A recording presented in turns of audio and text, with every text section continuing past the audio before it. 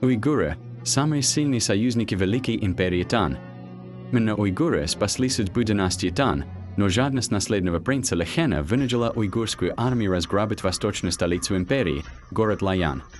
В конце концов, уйгурский каганат заставил империю Тан платить дань Шёлком и китайскими принцессами.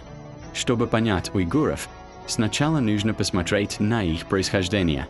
Изначально уйгуры были потомками могущественных кочевников Хунну и Джинлин. Их предки, племена Тилле, жившие в районе реки Селенга в Монголии, находились под властью тюркского каганата. В 630 году уйгуры в союзе с империей Тан уничтожили восточно-тюркский каганат.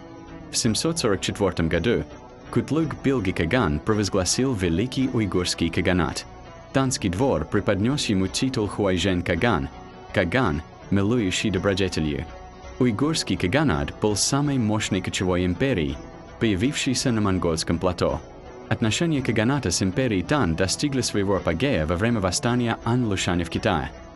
В 755 году вспыхнул мятеж, ставший переломным моментом в истории Китая, когда династия Тан пошла от процветания к упадку. Повстанцы наступали сокрушительно, была потеряна и разграблена столица Чиньян и Лаян. Император Сюаньцзун бежал, наследный принц Лэхэн вступил на престол в Линью, но у него не было ни войск, ни полководцев. В отчаянии принц фактически упал на колени перед уйгурским каганом, умолял спасти династию Тан и ввести свою непобедимую уйгурскую железную конницу в Китай. Уйгурский каган принял решение, изменившее историю Китая, всесторонне поддержать династию Тан. Почему? Потому что уйгурскому каганату важен был богатый союзник в лице империи Тан. Типное государство, от Хунны до уйгурского каганата, традиционно придавало большое значение отношениям с династиями Китая.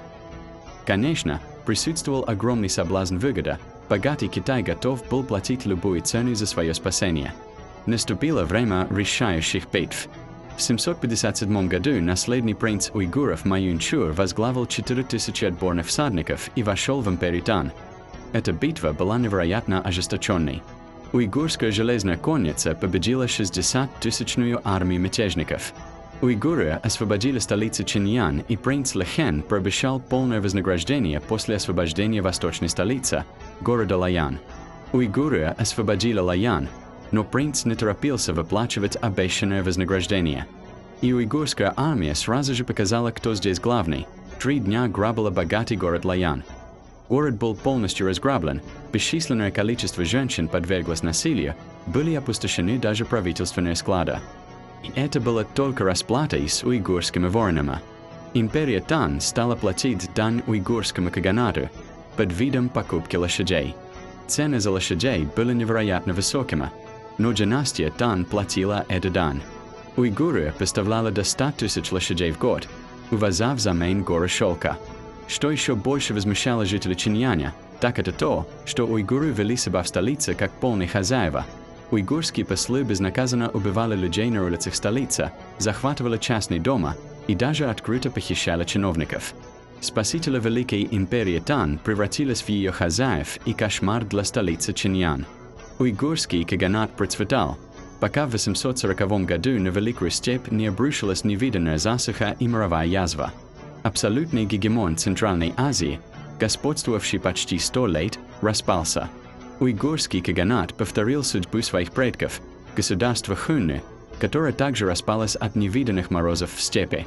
Однако, в отличие от Хунны, история уйгуров на этом не закончилась. Уйгуры разделились на 3 потока и начали великое переселение народов.